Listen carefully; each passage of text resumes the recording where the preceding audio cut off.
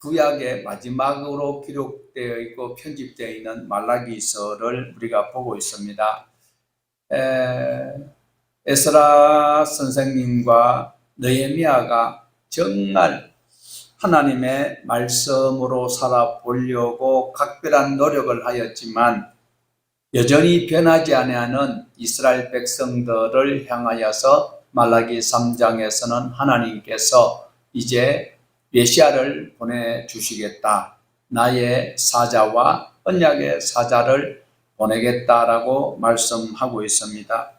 자, 무슨 말씀인가? 이스라엘 백성들의 그 태도를 하나님의 말씀대로 살지 아니하여서 아수르의 북이스라엘이 멸망하였고 남유다가 바벨론에 멸망하였다가 70년 뒤에 다시 고국으로 돌아와서 성전을 수축하고 성벽을 완공하여 살아갈 수 있는 모든 인프라가 구축되어 있으므로 그들이 하나님께 감사하면서 살아가야 하는데 이스라엘 백성들은 그러지 못하는 가운데 있습니다. 첫 번째 잘못된 것은 지도자들의 잘못이요, 두 번째로는 지도자들이 그러하다 할지라도 백성들은 하나님의 말씀대로 살아야 되는데 당신들이 그러하니까 우리도 이렇게 하겠다라고 한 그 결과가 지금 이스라엘 백성들이 하나님 앞에 책망을 받고 있는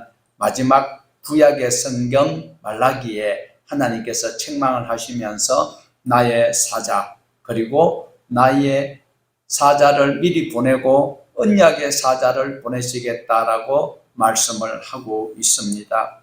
자, 이 하나님의 사자가 오시고 그리고 메시아가 오시면 어떤 사람에게는 희망이 될 수 있지만 어떤 사람에게는 심판이 될 수 있다는 것을 우리에게 말라기 3장을 통하여서 경고를 하고 있습니다. 교회만 다니면 하나님의 은혜 가운데 살고 있으니까 구원의 방주에 올라탔으니까 나는 안전하다라고 여기는 여러분이 되어서는 안 된다라는 것을 말라기서를 통하여서 다시 한번 각성하시고 동일한 예배 시간이라고 생각하지 마시고 이 시간이 마지막 시간이라고 생각하시고 하나님의 말씀에 귀를 기울여 보시기를 바랍니다. 자, 우리가 3장을 읽기 전에 먼저 2장 17절을 우리가 보셔야 합니다. 자, 2장 17절을 우리 같이 보시겠습니다. 너희가 말로 여호와를 괴롭게 하고도 이러기를 우리가 어떻게 여호와를 괴롭게 하여 드렸나이까 하는도다. 이는 너희가 말하기를 모든 악을 행하는 자는 여호와의 눈에 좋게 보이며 그에게 기쁨이 된다 하며 또 말하기를 정의의 하나님이 어디 계시냐 함이니라. 말라기 시대에 살아가고 있던 그 이스라엘 사람들, 하나님에 대해서 어떤 말을 하고 있는가? 여호와를 우리가 어떻게 괴롭혔습니까? 그리고 하나님이 살아계신다면 어떻게 이런 일이 있을 수 있습니까? 예, 지금 어떠면 이 시대에 살아가는 그리스도인들의 질문과 너무나도 흡사합니다. 하나님이 살아계신다면, 그리고 우리가 하나님 어떻게 그렇게 잘못 살았습니까?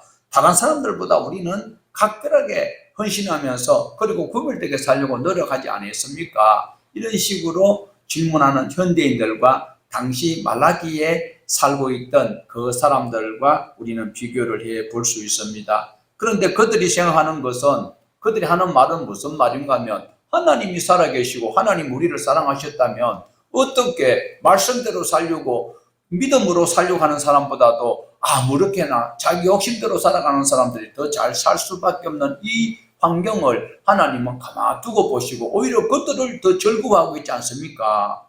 그런데 왜 우리를 자꾸 책망하고 하나님 말씀 안에서 우리가 살지 않는 것처럼 우리가 책망받고 죄인 취급을 받아야 됩니까? 라고 이야기하고 있는 말라기 시대의 사람들이었습니다. 믿음대로 살려고 했던 그 사람들이 손해를 보는 듯한 것이 그 시대나 지금이나 동일하다라는 것을 우리는 경험할 수 있습니다. 그러므로 하나님이 계시지 않는 것 아닙니까? 라고 말라기 시대 사람들이 하나님 앞에 반문을 하고 있습니다. 그들이 안타까운 마음으로 하는 것이 아니라 하나님 앞에 대드는 듯한 그렇게 질문을 하는 그 모습이 오늘날 많은 그리스도인들도 공감하고 있는 부분이 아닐 수 없습니다. 우리의 욕망 따라, 우리의 욕심 따라 하나님 앞에 기도를 드리는데 그것이 안 이루어지니까 하나님 안 계시는 것 아닌가, 내가 속고 있는 것이 아닌가 하는 그런 유의 생각을 우리가 가질 수가 있습니다. 그러니까 하나님께서는 참다 못 참으시고 이제는 그러면 내가 누구를 보내겠다? 지금까지 하나님께서 선지자들을 보냈습니다. 자, 우리 지난 시간에도 말씀드렸고 예언서에 우리가 중요성을 늘 강조할 때 보면 예언서에는 4가지 패턴이 있다고 했습니다. 그 4가지 패턴 중에서 결국은 마지막이 회복이잖아요.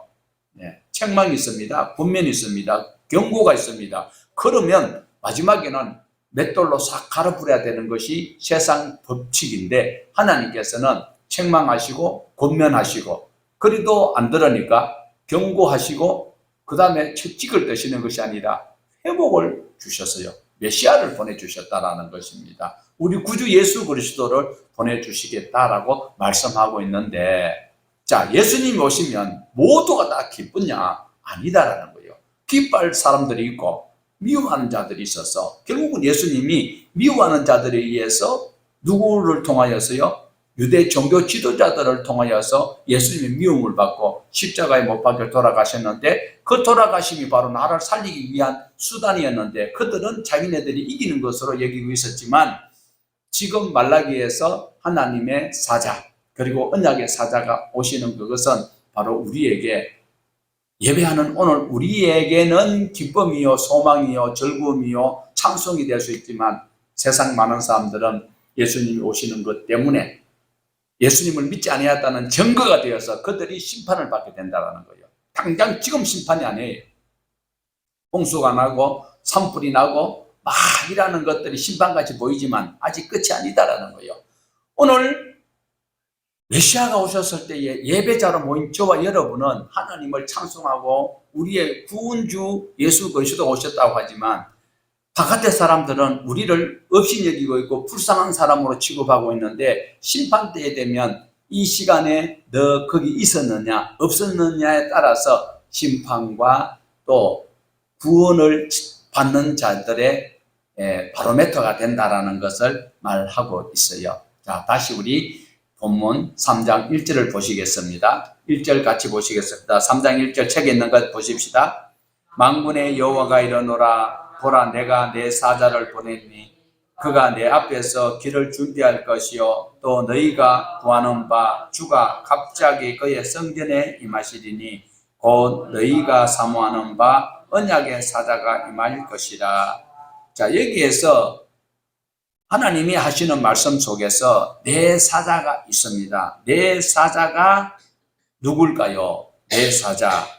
자, 그리고 또 언약의 사자를 하나님께서 보내시면 그가 임하신다라고 말씀하고 있는데 만군의 여호와께서 보내시는 사자, 내 사자를 보내리니 이 사자는 오늘 말하면 나라에서 다른 나라의 대표로 대통령 대표로 가는 분이 누구예요? 대사잖아요. 대사관의 그 높은 분이 대사인데 하나님의 사자, 하나님의 특사, 하나님의 대사가 바로 하나님이 보낼 언약의 사자가 오실 길을 예비하는 자이다라는 것입니다. 그래서 너희가 구하는 바, 너희가 사모하는 언약의 사자가 오는 길을 예비하는 자가 있다. 그것이 누구일까요?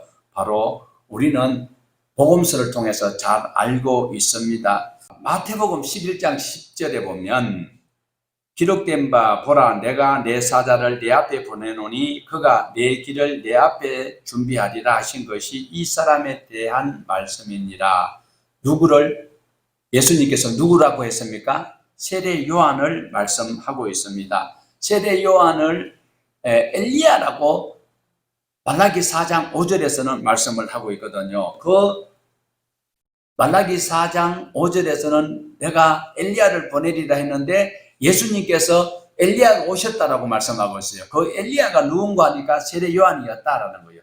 그리고 두 번째로 이제 1절에서 하나님께서 보낸 언약의 사자가 또 있습니다. 그러니까 네 사자는 바로 첫 번째 나오는 하나님이 보내는 네 사자는 언약의 사자가 오실 길을 예비하는 자라, 그분이 바로 세례 요한이었다라는 것을 말씀하고 있고요. 그 다음에 마지막 절에 보면 무엇이 있습니까? 바로 언약의 사자는 우리 예수님이신 것을 말씀을 하고 있어요. 그래서 우리가 다시 한번 이제 2절을 우리 같이 보시겠습니다. 그가 임하시는 날을 누가 능히 당하며 그가 나타날 때에 누가 능히 서리요. 그는 금을 연단하는 자의 불과 표백하는 자의 재물과 같을 것이라.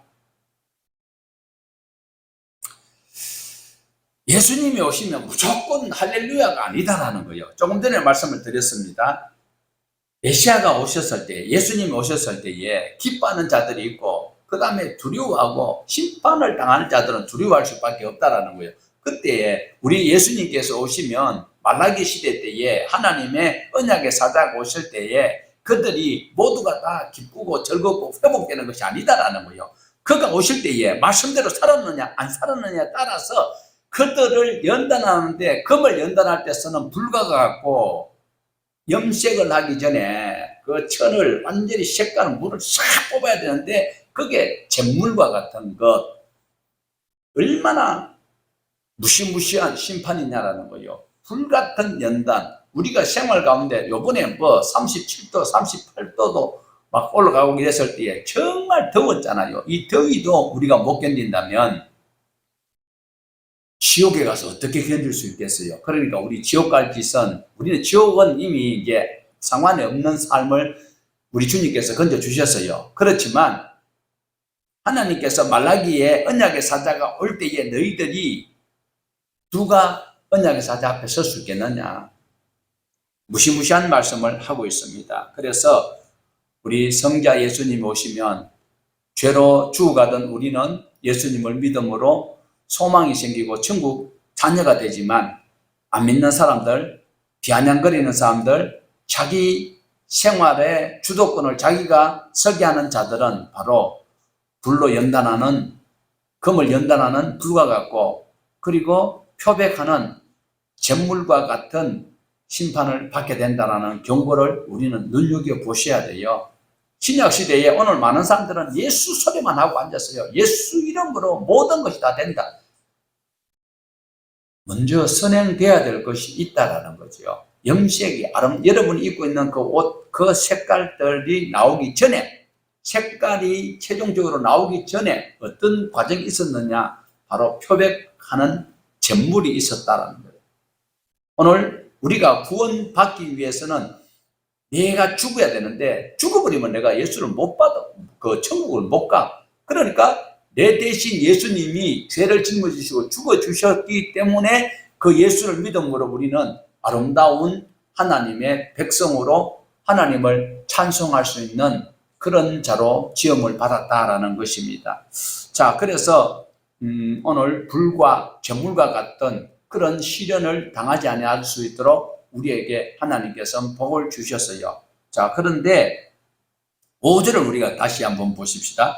내가 심판하러 너에게 임할 것이라. 점치는 자에게와 간음하는 자에게와 거짓 맹세하는 자에게와 풍꾼의 삭세에 대하여 억울하게 하며 고아와 과부를 압제하며 나그네를 억울하게 하며 나를 경외하지 아니하는 자들에게 속히 정언하리라. 만군의 여호와가 말하였느니라. 자, 심판하러 오신 우리 주님께서는 어떤 자를요? 점치는 자. 요새 점치는 자도 교회 안에 많습니다.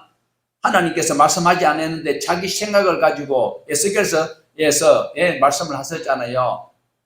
막 팔에다가 방성을 둘러가지고 이런 고약한 짓을 하는 자들이 십자가 달고 교회 안에서 그런 짓을 하는 자들이 있다라는 것이 더 큰 문제지요. 간음하는 자, 거짓으로 맹세하는 자. 자, 품꾼의 삭설 때 먹으면 하나님께서는 가만히 안 둔다고 했어요. 이것이 야고보 사도도 일꾼의 품삭설 때 먹으면 그것은 보통 죄가 아닌 것을 우리에게 경고한 바가 있습니다. 그 다음에 과부와 고아를 압제하는 것, 나그네를 학대하고 하나님을 경외하지 않는 자, 다시 설명하면 레위와 세운 언약을 업신여기는 자들을 하나님께서는 언약의 사자가 나타났을 때에 심판하시겠다라고 말씀하고 있습니다.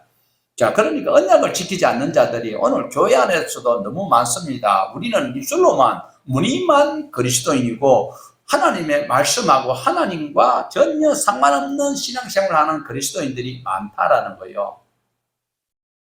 오늘 우리는 말씀 안에서 조용히 하나님과 나 사이에 무엇이 있는지를 보아야 해요. 자, 언약의 사자가 오셔서 무조건 마음대로 변학도처럼 춘향이를 자기 욕구를 채우기 위해서 변학도처럼 함부로 판단하는 것이 아니라 언약의 사자가 오시면 무엇을 근거하여요? 언약을 근거하여서 심판을 하시겠다라고 말씀합니다. 그러므로 여기서 말라기 3장 1절에서 하나님의 사자가 오셔서 언약의 사자가 오시는 그 길을 예비하시고 언약의 사자가 오셔서는 언약의 사자는 언약대로 심판을 하신다. 오늘 우리 행위로 구원 얻는 것은 절대로 아닙니다. 하나님의 백성된 자로서 하나님의 말씀대로 살았느냐 안 살았느냐에 따라서 생명책에 기록된 자는 상급의 차이가 있을 것은 분명하다라는 것을 기억을 하셔야 돼요. 자, 그러면 우리는 말라기를 통하여서 이 시대 사람들이 악하다, 참 나쁜 사람들이다, 그들은 벌을 받아 마땅하다라고 생각할 수 있지요. 자, 그러면 나는 깨끗합니까? 그들은 정죄받아 마땅하고 그들은 벌받아 마땅하고 그들은 심판받아 마땅하다면 나는 깨끗하냐? 나는 깨끗하냐? 이것을 우리는 늘 겸손한 마음으로 보셔야 됩니다. 자, 언약의 심판주가 오시면 언약의 사자가 오셨을 때 모두가 다 그러면 다 멸망받느냐? 아니에요. 그 중에서 특별히 은총을 받는 자가 있다라는 거예요. 누굴까요? 3절을 우리 다시 보십시다. 그가 은을 연단하여 깨끗하게 하는 자 같이 앉아서 레위 자손을 깨끗하게 하되 금은같이 그들을 연단하리니 그들이 공의로운 재물을 다 여호와께 바칠 것이라. 자, 그러면 또 오해해서는 안 됩니다. 레위 사람들은 무조건 전부 다가 이렇게 깨끗함을 받을 수 있느냐? 그것은 아니다라는 거예요. 하나님 앞에 설 자가 아무도 없지만은 하나님께서 그들 중에서 연단하시고 그리고 하나님의 말씀 안으로 들어오는 자들을 말씀하고 있지 무조건 다가 아닙니다. 레위 사람들이라고 해서 레위 족속들이 모두가 다 혜택을 누리는 것이 아니고 그 가운데 하나님의 은총을 받을 수 있는 긍휼히 여길 때에 긍휼히 여김을 받을 수 있는 자가 이렇게 혜택을 받는다라는 것이지, 예수 이름으로 모든 것 기도하면 받은 줄로 믿으라고 하면서 우리는 무조건 그것만 따르는 것이 아니라 하나님의 말씀 안에서 예수님을 나의 구주로 믿는 확실한 생활 가운데서 언약을 따라 살아가는 그들이 누리는 혜택이 다르다라는 것을 말씀하고 있어요. 그럼 언약의 사자 앞에 설 자가 있느냐? 자, 그러면 우리 로마서를 잠깐 보시겠습니다. 로마서 3장 23절에서 24절 시작. 모든 사람이 죄를 범하였음에 하나님의 영광에 이르지 못하더니 그리스도 예수 안에 있는 속량으로 말미암아 하나님의 은혜로 값없이 의롭다 하심을 얻는 자 되었느니라. 하나님 앞에 설 자 아무도 없어요. 우리가 오늘 하나님 앞에 설 자격은 전혀 없어요. 그렇지만 주님께서 우리를 불쌍히 여겨서 언약의 사자 예수 그리스도를 구주로 믿는 자들에게는 하나님의 백성이 될 수 있는 그런 혜택을 주셨다라는 것을 말씀하고 있어요. 우리는 가치도 없고 연약하고 또 말씀 안에서 늘 넘어지기도 하지만 그러나 하나님께서 우리를 붙들어 주심으로 또 하나님의 긍휼하심으로 예수 그리스도의 공로로 오늘 또 우리는 담대하게 믿음의 보좌 앞에 나갈 수 있는 자격을 얻게 된 것이다. 할렐루야지요. 자, 우리 6절을 보시겠습니다. 나 여호와는 변하지 아니하나니 그러므로 야곱의 자손들아 너희가 소멸되지 않느니라. 선행을 행하려고 노력하지만 사도 바울의 고백처럼 내가 믿음으로 살려고 하고 신앙으로 살려고 하는데도 내 마음에 선한 법과 또 양심의 법이 계속 부딪히고 있는 거예요. 그래서 내 하고 싶은 대로 하면 하나님 앞에 칭찬을 듣지 못하지만 그러나 말씀의 언약에 각밖에 살려고 할 때에는 하나님의 백성, 언약의 백성, 그리고 언약의 사자가 우리를 긍휼히 여겨주시는 혜택을 누릴 수 있다. 자, 참 어렵습니다. 우리가 살아가는 현실 속에 신앙을 표현한다는 것. 저는 요즘 국회의원들이 막 야당, 여당 다투는 것 속에서 그 신앙인들이 많이 있거든요. 그래서 어떤 분이 과연 신앙의 냄새를 풍기는가, 그걸 유심히 살피고 있는데 참 어렵지요. 그러나 그분들을 우리가 판단할 수 있는 것은 그분들이 TV에 나오니까 우리는 관찰자 입장에서 보지만 내 자신은 과연 저들보다 더 깨끗한가를 먼저 선행하는 우리 신앙의 태도가 되어야 됩니다. 하나님께서 이미 구약 말씀을 통해서 예언하셨고, 그리고 실현된 신약 말씀을 통해서 하나님께서는 긍휼히 여길 자를 긍휼히 여기시고, 그리고 선택받은 백성은 바로 하나님의 말씀대로 살아갈 수 있는 그런 선한 길을, 하나님의 선한 도움의 손길 함께 하신 것을 볼 수 있어요. 성령님께서 우리를 늘 감동감화시켜 주실 때에 그 말씀에 복종하는 자는 언약의 백성이요 하나님이 보내신 언약의 사자와 같은 결이 되고 그야말로 코드가 맞기 때문에 우리는 천국 갈 수 있는 것입니다.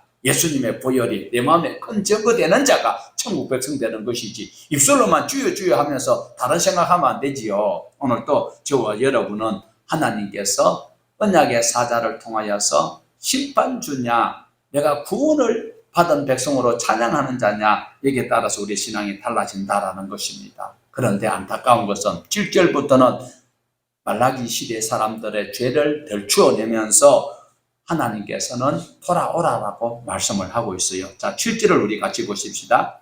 만군의 여호와가 이르노라, 너희 조상들의 날로부터 너희가 나의 규례를 떠나 지키지 아니하였도다. 그런즉 내게로 돌아오라. 그리하면 나도 너희에게로 돌아가리라 하였더니 너희가 이르기를 우리가 어떻게 하여야 돌아가리까 하는도다. 하나님은 창세기에서 아담과 하와가 하나님을 반역하는 그 순간부터 하나님은 내게로 돌아오라는 히브리어가 슈브라는 단어입니다. 지금 또 주님께서는 돌아오라고 우리에게 말씀을 하고 있어요. 내게로 돌아오라, 내게로 돌아오라. 그러면 나도 너희에게로 돌아가리라 하였더니, 말라기 시대 때 사람들이 하는 소리가 우리가 어떻게 해야 하나님께 갈 수 있습니까? 하나님, 아직도 내한테 더 할 말이 있습니까? 하나님, 아직도 내한테 더 할 말이 있습니까? 그럼 내가 어떻게 해야 하나님께로 갈 수 있습니까? 라고 질문하고 있는데, 이 질문이 굉장히 의심스러워요. 정말 하나님께로 돌아가는 그 길을 몰라서 하나님께 질문하고 있는지, 아니면 하나님, 나한테 아직까지 뭐 또 용무가 있습니까? 이런 식으로 질문할 수도 있는 것인지 우리 상상인데, 그러나 하나님께 돌아가는 방법을 하나님께서는 구체적인 말씀을 하고 있습니다. 바로 하나님의 말씀하는 것은 너희가 11조와 헌물을 도둑질하였으니까 그것을 온전한 11조를 드리면 너희가 내게 돌아온 것이다 라고 말씀하고 있습니다. 자, 그러면 온전한 11조와 그리고 헌물이, 봉헌물이 어떤 것인지를 우리는 잘 아셔야 돼요. 무조건 말라기 3장 10절에 있는 말씀이 온전한 11절 드리면 하늘에 살 곳이 없도록 채워준다는 그게 현혹되지 말고, 이 11조와 봉헌물이 왜 여기서 언급되는가, 그걸 우리는 기억을 해봐야 하는데, 우리는 성경을 시대순으로 쭉 보고 있기 때문에 지난 시간에 보았던 역사서의 마지막 책, 무슨 책이라고요? 느헤미야에 보면 12년 동안 그 모든 임무를 마치고 페르시아로 잠깐 돌아갔던 시간이 있었잖아요. 자, 그때에 느헤미야가 페르시아로 돌아간 그 틈을 타서 대제사장 엘리야십과 그 다음에 암몬 사람 도비아가 짝짝꿍이 되어가지고 11조와 헌물을 모아놓은 그 창고, 그 모든 공간을 도비아가 차지하고 있습니다. 자, 그러면 도비아가 실질적으로 그게 모든 업무를 맡아서 하고 있다라고 보여져요. 자, 이러면 도비아가 암몬 사람입니다. 하나님과 상관도 없고 언약과 상관이 없는 이 사람이 하나님의 언약 맡았던 레위 사람들에게 제대로 모든 것을 공급하여 주었을까요? 그러니까 레위 사람들이 다 힘들어요. 그래서 레위 사람들은 먹고 살 길을 찾아서 떠나갔습니다. 자, 그러면 대제사장 엘리야십도 도비아 때문에 어려움을 당하였을까요? 아니에요. 그들은 배가 터지도록 쑤시고 먹고 앉았는 거예요. 이것이 당시에 사람들로 볼 때는 레위 사람은 먹고 살기 위해서 하나님의 성전에 있을 수가 없어서 다른 곳으로 살 길을 찾아가고, 도비아와 짝짝꿍이 되어 있는 대제사장과 제사장들을 누가 보고 있어요? 하나님 보고 계시지만, 마귀도 보고 있지만 또 누가 봐요? 백성들이 다 보고 있어요. 그러니까 백성들이 11조와 봉헌물을 제대로 드릴 리가 없었다라는 것입니다. 자, 그러니까 결국은 하나님께서 원하시는 것은 무엇이었습니까? 하나님의 백성이 출애굽기 19장 5절에서 6절 말씀처럼 하나님은 이스라엘을 가나안 땅에 정착시키는 것은 아시아로, 유럽으로, 아프리카로 가는 그 요충지에 정말 적박불이 흐른다고 했지만 적박불이 흐를 리가 없는 그 땅에 적박불이 흐르도록 하는 방법은 바로 하나님의 말씀대로 살아갈 때에 적박불이 흐르는 땅이 되는 것을 많은 사람, 아프리카 사람, 유럽 사람, 그리고 또 아시아 사람들이, 야, 저기는 사람이 살 수 없는 곳에 저렇게 오아시스가 되고 파라다이스가 있고 정말 천국이 되었구나. 이걸 어떻게 그런가? 그거를 많은 사람들에게 알리기 위해서 하나님의 백성으로 삼아 주셨는데 그들이 그러지 못했다라는 거예요. 그러면서 다른 사람들은 모두가 다 야곱의 12아들, 12지파 속에서 모두가 다 땅을 기업으로 받았지만 레위 지파는 안 받았어요. 레위 지파는 어떻게 했습니까? 바로 다른 지파 사람들이 11조와 헌물을 드리면 그것을 가지고 생활하면서 자기네들은 하나님의 말씀을 가르치고 죄를 지은 자들에게는 제사를 집례하고 그리고 언약의 말씀대로 살아가는 이 선순환이 계속되므로 하나님의 나라가 건강하게 확장되어 가는 것을 하나님이 원하셨는데 지금 온전한 11조가 드려지지 아니하고 봉헌물이 없으니까 하나님의 말씀을 지도하고 하나님의 말씀을 본보기로 실행하던 레위 사람들이 세상으로 흘러가 버리니까 하나님께서는 벌을 내릴 수밖에 없는 이런 악순환이 계속되고 있다. 하나님은 지금도 선순환이 되기를 원하고 계시는 것이 너희들이 내게로 돌아오라. 슈브 돌아오라. 돌아오는 방법은 온전한 11조를 드리는, 온전한 11조를 드려졌을 때에 하나님의 말씀을 배우고 하나님의 백성의 규범을 알고 살아갈 때에 하나님께서는 복을 주셔서 정말 살 것이 없도록 복을 주시는 이 복이 계속 연결되는 것인데 그러지 못하다라는 거예요. 그래서 하나님의 말씀을 지도해야 될 레위 사람들이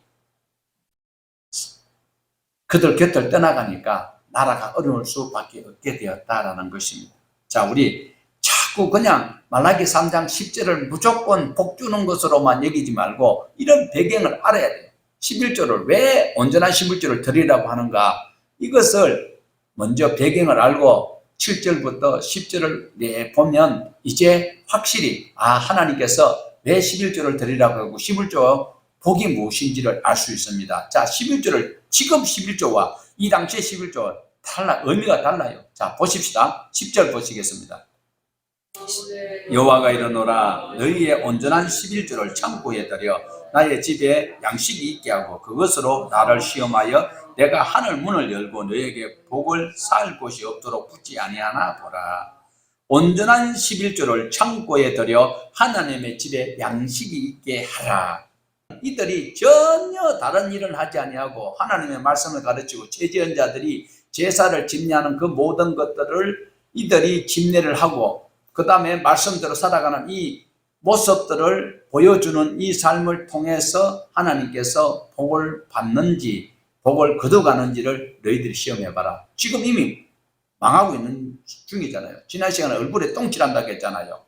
이 똥칠하는 데서 너희들이 하나님께 돌아오면 살 곳이 없도록 복을 주시는데 너희들이 11조를 온전하게 드려봐봐. 그리고 온전하게 말씀대로 살아봐봐. 요걸 시험해 보라는 거예요. 그런데 우리는 어떻게 해요? 11조를 한번 딱 드려가지고 하나님 앞에 딱 드렸을 때 하나님께서 복을 주나 안 주나 그 시험하라는 그 소리로 오해하고 있는데 안 돼요. 그건 아니에요. 자, 우리가 이런 설교를 수없이 듣습니다. 말라기 3장 10절을 저도 뭐 초창기에는 그렇게 말씀을 뭐 들었는 대로 본 대로 하거든요. 우리 신앙은 이상하게 하나님의 말씀대로 안 하고 누가 하는 대로 해요. 어떤 큰 교회가 이렇게 해서 부흥했다 그러면 막 땅 밟기도 하고 막 은사 집회를 해제끼고 막 이러는데 하나님의 말씀대로 해야 돼요. 하나님의 집에 양식이 있도록 온전한 11조를 하면 이 양식을 하나님이 잡수시는가 아니잖아요. 조금 전에도 말씀드렸습니다.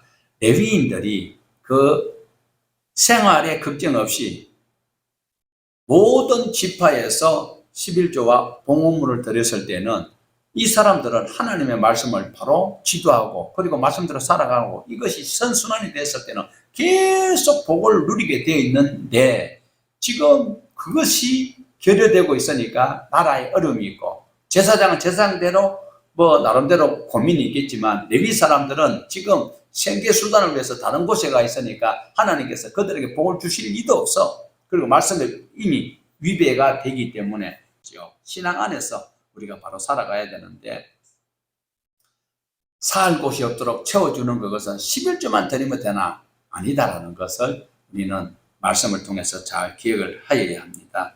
자, 11절과 12절에 있는 말씀을 우리가 잘 보셔야 돼요. 자, 11절, 12절 보시겠습니다. 만군의 여호와가 이르노라 내가 너희를 위하여 메뚜기를 금하여 너희 토지 소산을 먹어 없애지 못하게 하며 너희 밭에 포도나무 열매가 기한 전에 떨어지지 않게 하리니 너희 땅이 아름다워짐으로 모든 이방인들이 너희를 복되도다 하리라. 만군의 여호와의 말이니라. 하늘 문을 열고 살 곳이 없도록 채워주시는 검은 부하가 막 생긴 줄 알았는데 참 아이러니해요. 오늘도 저와 여러분이 구원받은 백성으로서 하늘에 신령한 복받은 자로 내 먹을 것, 입을 것, 남한테 구걸하지 아니하고 살아갈 수 있는 이것에 족한 줄 알아야 되는 것이지 쌀 것이 없도록 다른 사람들이 저거 하니까 나도 저걸 가져야 되는 그것은 아니다라는 거예요. 자, 그러니까 당대에 있었던 사람들, 말라기 시대 때 있었던 사람들이 이 말씀을 듣고 코웃음 쳤을 거예요. 이거 뭐 엄청난 거 주실 줄 알았더만 뭐요? 메뚜기 떼가 없고 뭐 방충 제한이 없고 이거 그건 뭐 어쨌다고 이런 식으로 코웃음 치기가 쉽습니다. 열심히 수고하고 갖고 오는 거 그거 손해 안 보는 것 요번에 태풍이 카누가 와가지고 보니까 막 서려버렸는데 내가 열심히 비닐하우스 해가지고 그 안에서 농작물을 재배를 다 해놨는 것이 태풍이 와도 손실이 안 되면 어때요? 그게 복이요, 저주요? 복이지요. 그런데 열심히 했는데 뭐 어느 지역인지 모르지만 과수원 막 뿌리채로 막 흔들어가지고 이제 그 나무가 못 산다고 하더라고요. 열심히 수고했는데 그것이 무용지물이 될 때 그것은 복이 아니다라는 거예요. 그런데 하나님께서 온전한 11조를 창고에 들어놓으면 하나님께서 어떻게 한다고요? 메뚜기 떼나 다른 어떤 재앙이 없는 이것이 큰 복인 줄로 모르는 사람들이 정말 하나님의 백성의 반열에 설 수 있을까? 아니다라는 것을 볼 수가 있어요. 오늘날 착각하는 것이 나는 그리스도인이고 예수 믿고 교회 다니는 것 때문에 덜 수고해도 덜 노력해도 다른 사람보다 더 많은 것을 거둘 수 있도록 교회에서 잘못 가르치고 있다라는 솔직히 여러분 그런 기도 안 해요? 고개만 쩔렁쩔렁 흔들지 말고 말해봐요. 양심상 나는 기독교인이고 나 예수 믿기 때문에 다른 사람보다 덜 수고하고 최고의 이익을 내가 챙기기 위한 그 신법부터 고쳐야 됩니다. 이 말씀 안에서 보면 그게 아닌데 교회들이 너무 잘못 가르치고 있는 거예요. 그래서 11조만 바치면 하늘 살 곳이 없도록 채워주고 막 머리가 되고 머리만 굵으면 뭐 용대가리 7개 있다고 뭐 잘된 건 뭐가 있어요? 결국은 무주경에 처박히는데 하나님의 자녀라는 이유로 하나님을 믿는다는 그 이유 하나만으로 일확천금을 받을 수 있도록 하나님께서 해주시는 것은 아니다라는 거예요. 그렇게 기도한다면 하나님께서는 얼마나 가슴 아파하실까. 나를 살리려고 독생자를 십자가에 못 박을 때는 주님이 지신 십자가 멍에를 배우라고 했는데 그건 하나도 안 배우고 손 막 일확천금만 노리는 이런 기도만 한다면 주님이 너무너무 가슴 아파하실 것이다 라는 것입니다. 오늘도 하나님을 괴롭히지 마시고 하늘 문을 여시고 살 곳이 없도록 채워주시는 그 복은 바로 내가 가지고 있는 바 족하게 여기고 내 가지고 있는 것 다른 사람에게 나눠줄 수 있는 이것이 가장 큰 사랑받는 복이다라는 것을 기억하여야 합니다. 자, 우리 디모데 전서 6장 6절을 보시겠습니다. 그러나 자족하는 마음이 있으면 경건은 큰 이익이 되느니라. 경건한 사람에게 큰 이익이 있다고 합니다. 하나님의 말씀에 순종하고 주님이 주시는 복에 만족할 때에 모든 민족이 그 사람을 복 있는 사람이라고 칭찬해주고 부러워한다는 오늘 또 저와 여러분은 받은 바 족한 줄로 여길 수 있는 경건한 사람이 되어야 한다는 것을 말씀하고 있습니다. 자, 13절에 계속해서 이제 허물을 들춰내고 있는데 그들이 하는 말이 무엇인가 하면 하나님을 믿는 것이 어때다. 그리고 욕망으로 가득한 사람, 하나님을 섬기는 것처럼 헛된 것이 없다라고 말하는 그들, 또는 언약의 백성의 반열에 있으면서도 사람들이 하는 그것을 하고 싶어하고 부러워하는 그런 사람들을 책망하고 있다는 사실을 기억을 하셔야 합니다. 하나님께서는 오늘 또 시편이나 잠언을 통하여서 우리에게 말씀하고 있습니다. 악인이 형통한 것을 부러워하지 말라라고 말씀을 하고 있습니다. 악인의 나의 불의함 때문에 악인이 잘 되는 것 부러워하지 마라. 내가 하나님 말씀 안에서 바로 살아야 돼. 내 이름이 생명책에 기록될 수 있는 삶을 살기 위해서 노력을 해야 되는 것입니다. 자기는 자기 길이 형통하기를 원하면서 다른 사람이 잘못되는 것을 바라는 그것은 또 잘못이다라는 것입니다. 가끔 가다가 우리 생각에는 저는 올 초에도 그런 생각 들었어요. 푸틴이 막 하도 뭐 우크라이나를 힘들고 막 곡물 창고 불을 지르고 그러다가 막 공격하니까 저 사람 죽었으면 좋겠다 싶은 생각이 솔직히 저는 그렇게 기도했어요. 저 악한 사람들 빨리 죽었으면 좋겠다. 그런데 하나님께서는 그 기도보다도 그것도 구원받아야 될 하나님의 백성일 수 있거든요. 니느웨 성은 요나가 생할 때는 다 죽어야 될 사람이에요. 자기 원수 나라니까. 그런데 하나님은 그게 아니었다는.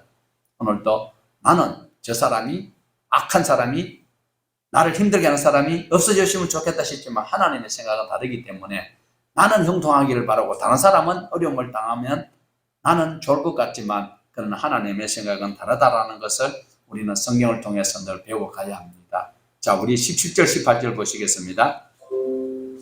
만군의 여호와가 이르노라. 나는 내가 정한 날 그들의 특별한 또 사람이 자기를 섬기는 아들을 아낌같이 내가 그들을 아끼리니 그때에 너희가 돌아와서 의인과 악인을 분별하고 하나님을 섬기는 자와 섬기지 아니하는 자를 분별하라. 그리고 하나님의 특별한 소유로 삼을 수 있는 자격은 하나님 편에 하나님의 마음을 하나님의 말씀 안에 우리 주님의 십자가 그늘로 우리는 들어가는 삶을 살아가야 하는 것입니다.